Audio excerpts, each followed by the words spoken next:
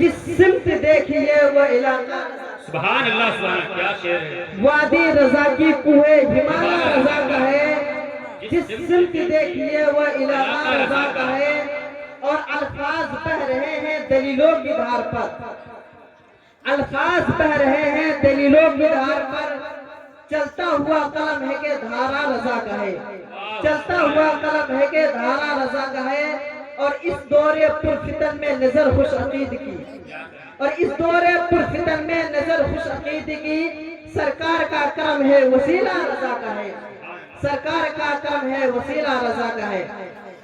حضرات گرامی، میں نے خطبہ مشنونہ کے بعد جس آیت مقدسہ کی تلاوت کا شرف حاصل کیا ہے، پروردگار عالم قرآن عظیم میں ارشاد فرماتا ہے وَالدُّعَا وَاللَّيْلِ اِذَا سَجَا، جس کا ترجمہ ہے چاشت کی قسم اور رات کی جب پردہ ڈالے، اور بعض مفسرین کرام فرماتے ہیں یہاں وَالدُّعَا سے مراد چہرہ پاک مصطفیٰ ہے، اور وَاللَّيْلِ سے مراد سرکار دو عالم صلی اللہ علیہ وسلم کی زلف عنبریں ہیں۔ اب اس آیت کریمہ کی ترجمہ یہ بھی ہو سکتا ہے چہرہ مصطفیٰ کی قسم۔ میرے دوستوں اور بزرگوں، پروردگار عالم نے اپنے کلام مجید میں، اپنے فرقان حمید میں، اپنے محبوب دو عالم صلی اللہ علیہ وسلم کی رخ پاک کی قسم یاد فرمایا، اس لیے کہ رخ پاک سے زیادہ حسین و جمیل دنیا کی کوئی شے نہیں ہے اور نہ ہو سکتی ہے۔ اسی لیے حضرت حسن بن ثابت حضور صلی اللہ علیہ وسلم کے رخ انور کو دیکھ کر ارشاد فرماتے ہیں وَأَحْسَنُ لَمْ تَرَقَتْ عَيْنِي وَأَجْمَلَ مِنْكَ لَمْ تَلِدِ النِّسَاء، یا رسول اللہ میرے آنکھ نے آپ جیسا کبھی پیکر حسن و جمال کو دیکھا ہی نہیں، بلکہ کسی ماں نے آپ جیسا حسین و جمیل کو پیدا ہی نہیں کیا۔ آگے فرماتے ہیں خُلِقْتَ مُبَرَّأً مِنْ كُلِّ عَيْبٍ كَأَنَّكَ قَدْ خُلِقْتَ كَمَا تَشَاءُ، یا رسول اللہ آپ تمام عیوب و نقائص سے پاک پیدا فرمائے گئے، گویا کہ آپ کو اللہ تعالیٰ نے ویسے ہی پیدا فرمایا جیسے آپ نے چاہا۔ حضرات محترم، حضرت ابو ہریرہ رضی اللہ تعالیٰ عنہ جب حضور کے حسن و جمال صحابہ کمال کو دیکھتے ہیں تو عرض کرتے ہیں یہ حسن و جمال کے آفتاب تیرے جیسا خوبصورت نہ مشرق میں ہے نہ مغرب میں ہے۔ حضرت جابر بن سمرہ جب حضور صلی اللہ علیہ وسلم کے رخ انور کی طرف دیکھتے ہیں تو وہ عرض کرتے ہیں یہ 14ویں رات کے چاند تیرے جیسا خوبصورت نہ مشرق میں ہے نہ مغرب میں، نہ کسی ماں نے تیرے جیسا خوبصورت کسی ماں نے آج تک جنا ہے۔ حضرات محترم، کوئی سوال کرنے والا سوال کر سکتا ہے، کوئی سوچنے والا سوچ سکتا ہے، کوئی اعتراض کرنے والا اعتراض کر سکتے ہیں کہ ان صحابہ کرام نے تمام لوگوں کو، دنیا کے تمام لوگوں کو دیکھا نہیں۔ ان صحابہ کرام نے جب سے دنیا بنی ہے، جب سے دنیا کی سرشٹی ہوئی ہے، ان صحابہ کرام نے دیکھا نہیں۔ ان صحابہ کرام نے بعد کے لوگوں کو دیکھا نہیں۔ ان صحابہ کرام نے عیسیٰ علیہ السلام کے زمانے کے لوگوں کو دیکھا نہیں۔ ان صحابہ کرام نے موسیٰ علیہ السلام کے زمانے کے لوگوں کو دیکھا نہیں۔ ان صحابہ کرام نے حضرت آدم علیہ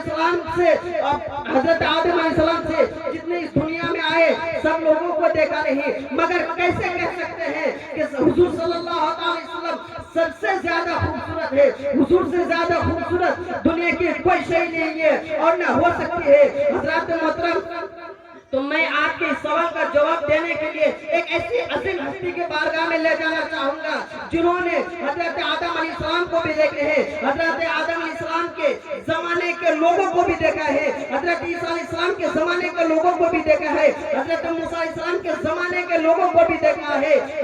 یہ وہ ہستی ہے جنہوں نے اولین کو بھی دیکھا ہے، آخرین کو بھی دیکھے ہیں، جن کو طائر سدرہ کہا جاتا ہے، جنہیں سید الملائکہ کہا جاتا ہے، جن کو ہم اور آپ حضرت جبرائیل امین کے نام سے جانتے اور پہچانتے ہیں۔ حضرت جبرائیل امین خود فرماتے ہیں قلبت الارض مشارقها ومغاربها فلم ارى مثل محمد، یا رسول اللہ میں نے روئے زمین کو پلٹ کر دیکھا ہے، میں نے زمین کے چپا کو چھان کر دیکھا ہے، مگر خدا کی قسم کسی ماں نے آپ جیسا حسین و جمیل کو پیدا ہی نہیں کیا۔ اسی لیے سرکار اعلیٰ حضرت بریلی کے سرزمین سے پکار اٹھتے ہیں یہی بولے سدرہ والے چمنے جہاں کا تھالے سبھی میں نے چھانے ڈالے، تیرے پایا کا نہ پایا، تجھے ایک لائق بنایا، تجھے حمد ہے خدایا تجھے حمد ہے۔ سبحان اللہ۔ حضرت جبرائیل امین فرماتے ہیں قلبت الارض مشارقها ومغاربها فلم ارى مثل محمد، میں نے روئے زمین کو الٹ پلٹ کر دیکھا اور زمین کے چپا چپا کو چھان ڈالا مگر حضور کے جیسا کسی کو خوبصورت نہیں پایا۔ حضرات آپ سب جانتے ہیں کہ اللہ تبارک و تعالیٰ پاک ہے، بے عیب ہے، بے مثل و مثال ہے، اور اللہ کے رسول بھی پاک بے عیب بے مثل و مثال ہے۔ جبھی تو اللہ تبارک و تعالیٰ نے اپنے محبوب کی عظمت کا ذکر قرآن میں کیا، ذکر مصطفیٰ کا ذکر قرآن میں کیا، حقیقت مصطفیٰ کا ذکر قرآن میں کیا، رفعت مصطفیٰ کا ذکر قرآن میں کیا، عظمت مصطفیٰ کا ذکر قرآن میں کیا، عظمت مصطفیٰ کا ذکر قرآن میں کیا، مقام مصطفیٰ کا ذکر قرآن میں کیا۔ جب میں نے قرآن سے پوچھا یہ قرآن نبی کا چہرہ بتا، قرآن کہتا ہے وہ دعا۔ جب میں نے قرآن سے پوچھا یہ قرآن حقیقت مصطفیٰ بتا، جب میں نے قرآن سے پوچھا یہ قرآن دست مصطفیٰ بتا، قرآن کہتا ہے ید اللہ فوق ایدیہم۔ جب میں نے قرآن سے پوچھا یہ قرآن ذکر مصطفیٰ بتا، قرآن کہتا ہے ورفعنا لک ذکرک۔ جب میں نے قرآن سے پوچھا یہ قرآن سفر مصطفیٰ بتا، قرآن کہتا ہے، جب میں نے قرآن سے پوچھا یہ قرآن سفر مصطفیٰ بتا، قرآن کہتا ہے سبحان الذی اسریٰ۔ بلکہ یہیں تک محدود نہیں، جب میں نے قرآن سے پوچھا یہ قرآن حقیقت مصطفیٰ بتا، قرآن کہتا ہے وما ارسلناک الا رحمۃ للعالمین۔ حضرات میرے نبی کو اللہ تبارک و تعالیٰ نے اس دنیا میں تمام کائنات کے لیے رحمت بنا کر بھیجا ہے۔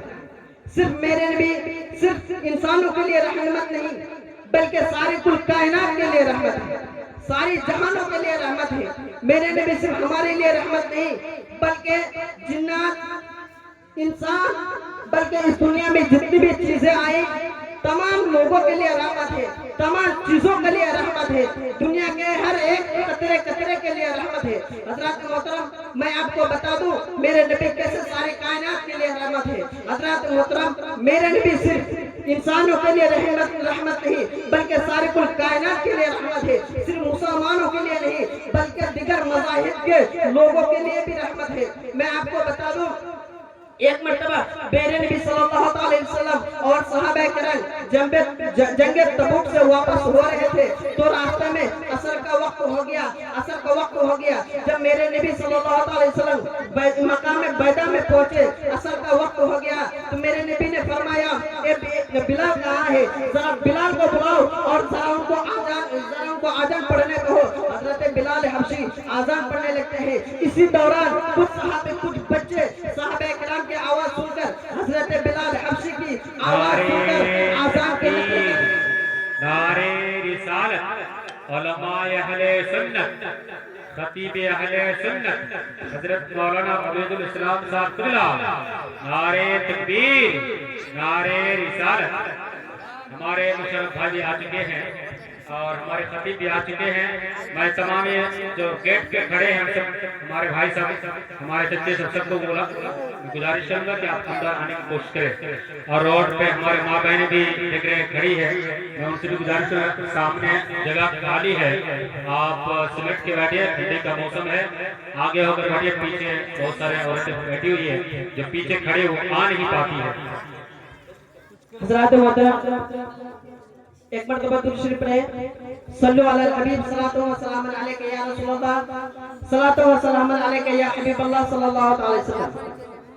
حضرات محترم میرے نبی صلی اللہ علیہ وسلم حضرت بلال حبشی سے فرماتے ہیں اے میرے بلال جا کے آذان پڑھو۔ جب حضرت بلال نماز کے لیے آذان دیتے ہیں تو بغل میں کچھ بچے، کچھ چھوٹے چھوٹے ننھے منھے بچے کھیلتے ہوئے نظر آتے ہیں، لیکن وہ بچے کھیل کود کو چھوڑ کر حضرت بلال حبشی کی نقل اتارنے لگتے ہیں۔ حضرت بلال حبشی جیسے ہی جس طرح سے آذان دیتے ہیں ان تمام بچوں نے حضرت بلال حبشی کی نقل اتارنے لگتے ہیں۔ حضرات محترم یہی تک محدود نہیں بلکہ جب آذان ختم ہوئی میرے نبی صلی اللہ علیہ وسلم نے فرمایا اے علی جاؤ تم ذرا جا کر ان بچوں کو بلا کر لاؤ، ان بچوں کو میرے پاس لاؤ جو میرے بلال حبشی کی نقلیں اتار رہا تھا، جو میرے بلال حبشی کے آذان کی نقلیں اتار رہا تھا۔ بمشکل حضرت علی اور حضرت عمر فاروق گئے، بمشکل بچوں کو پکڑ کر نبی کریم صلی اللہ علیہ وسلم کے बारगाह में लाते हैं और खड़ा कर देते हैं। मेरे नबी फरमाते हैं, ए मेरे बच्चे, मेरे बिलाल हबशी की नकलें कौन उतार रहा था, जरा वो सामने आओ। वो बच्चे घबरा जाते हैं और डर जाते हैं, कोई सामने नहीं आता, बल्कि सबके मुंह खामोश रह जाते हैं, कोई आवाज नहीं निकालता। मेरे नबी ने फरमाया कि जरा इस सब बच्चों को एक सफ में खड़ा कर दो, बारी बारी से आजान सुनी जाएगी। जिसकी आजान मेरे बिलाल हबशी की नकल उतारने में माहिर था, मैं उसको पहचान लूंगा।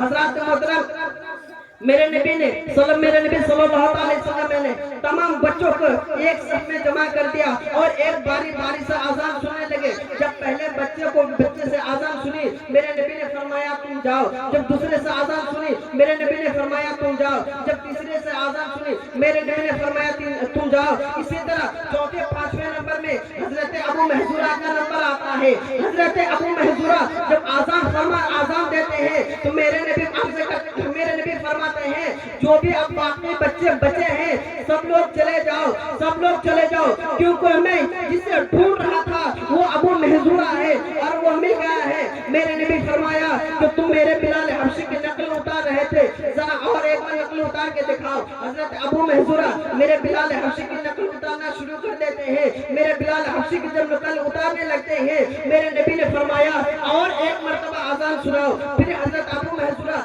इसी तरह आजान सुनाने लगते हैं। मेरे नबी ने फरमाया मजा आ गया, फिर और एक मर्तबा आजान सुनाओ। हजरत अबू महजूरा इसी तरह तीसरे चौथी बार आजान सुनाते हैं तो मेरे नबी का दिल मुस्कुरा उठता है, तो मेरे नबी की रहमत जोश में आती है और हजरत अबू महजूरा के दस्ते मुबारक पर अपना हाथ रखकर दुआ करते हैं, अल्लाहुम्मा बारिक फीही, अल्लाहुम्मा बारिक फीही महदी इलाल इस्लाम। या अल्लाह तू हजरत अबू महजूरा को इस्लाम की हिदायत भी दे दे और इसमें बरकत भी दे दे। ये फरमाना था। हजरत अबू महजूरा फरमाते हैं, मेरी दिल की दुनिया बदल गई, मेरी दिल की दुनिया बदल गई। मैं 15 साल का एक बच्चा था, मैं बगैर किसी सोचे समझे मैंने इस्लाम को कबूल कर लिया। जब मैंने खुद को नबी पाक के दामन से जोड़ दिया तो मैं सिर्फ एक चौराहे का बच्चा था। मेरे नबी ने मुझे एक आम बच्चे से मुझे मक्के का मुअज्जिन बना दिया।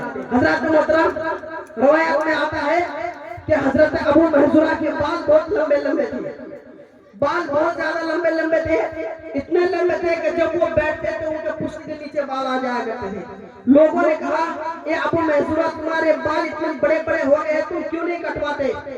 हजरत अबू महजूरा फरमाते हैं कि मैं इस बाल को कैसे कटवा सकता हूँ जिस पर मेरे नबी ने हाथ रखकर दुआ की है, मेरे नबी ने हाथ रखकर दुआ की है।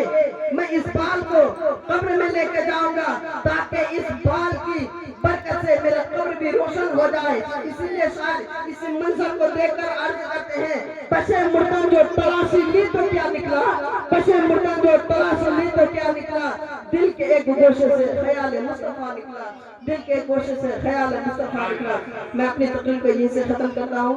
अगर मेरे बोलने में किसी किस्म की गलती हुई हो, मैं आप सबको गवाह बनाकर तौबा करता हूँ। अस्तगफिरुल्लाह रब्बी